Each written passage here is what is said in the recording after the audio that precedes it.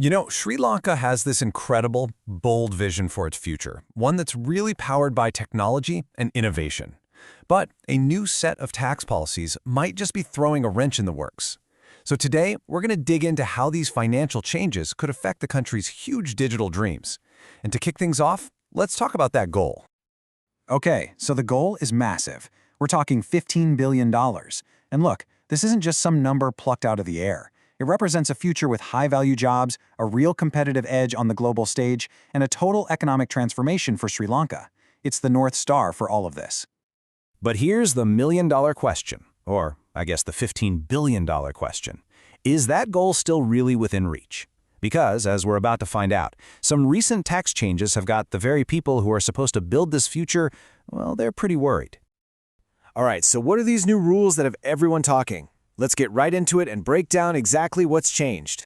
First off, the VAT registration threshold has been slashed from 60 million rupees down to 36 million. What does it actually mean?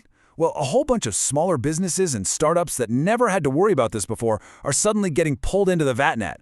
And trust me, that adds a whole new layer of headaches to their day-to-day.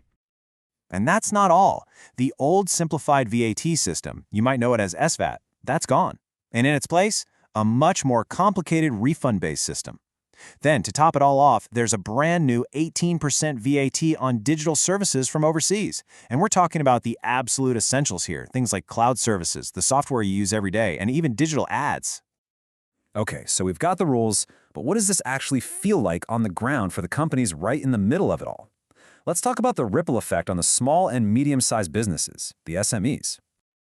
Here's what you've really got to understand. For a small, fast-moving startup, this isn't just about filling out a few extra forms. Think about it.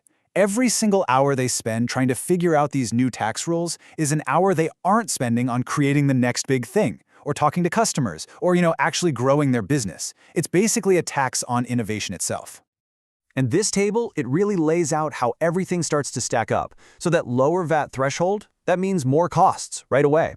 Getting rid of the simple VAT system puts a real squeeze on their cash flow while they're stuck waiting for refunds. And that new tax on digital tools, it just makes everything more expensive, putting them at a disadvantage compared to their competitors in other countries.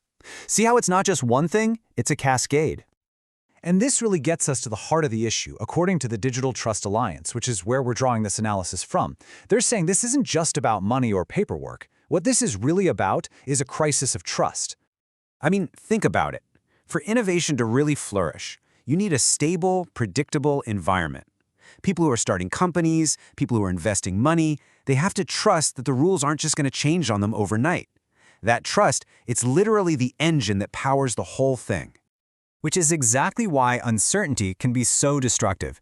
When businesses aren't sure how VAT refunds are going to work or how these new taxes will actually play out, it just chips away at their confidence. And when that trust disappears, so does the investment. Innovation just grinds to a halt. So here's the fundamental clash. The argument here is that this revenue-first approach, focusing on getting tax money in the short term, is completely at odds with that big long-term dream of a $15 billion digital economy. Like they say, you can't tax your way to innovation. You have to build trust and create an environment for growth. Okay, but it's not all doom and gloom. This isn't just about pointing out the problems, it's also about finding solutions. So let's take a look at the blueprint for growth that the Digital Trust Alliance has put forward. They've laid out 5 key steps here. First, don't just flip a switch on the VAT threshold. Phase it in so SMEs have time to adjust. Second, build a modern digital tax system. Make it easier for everyone with things like secure e-invoicing. Third, be transparent about those refunds. How about a public dashboard so everyone can see what's going on? Fourth, help these small businesses out. Offer grants so they can afford the tech they need to stay compliant. And finally, and this is a big one, create a joint council. Give the tech industry a real seat at the table when these crucial financial policies are being made. So where do we go from here? Well, hitting that $15 billion target isn't going to happen by itself. It's going to take everyone working together. It's really a shared responsibility. So for the government, the big message is this. Get your financial goals in sync with your innovation goals. That means creating an environment that's stable, predictable, and actually supports tech businesses, letting them do what they do best. The tech industry has a part to play too.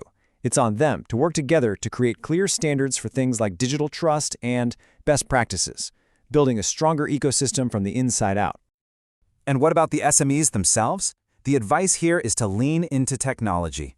By using secure, automated tools to handle tax compliance, they not only make their own lives easier, but they also help build a more transparent and trustworthy digital economy for everybody. In the end, it really all comes down to this one simple idea. That massive $15 billion dream, it rests completely on the shoulders of the country's small and medium-sized tech companies.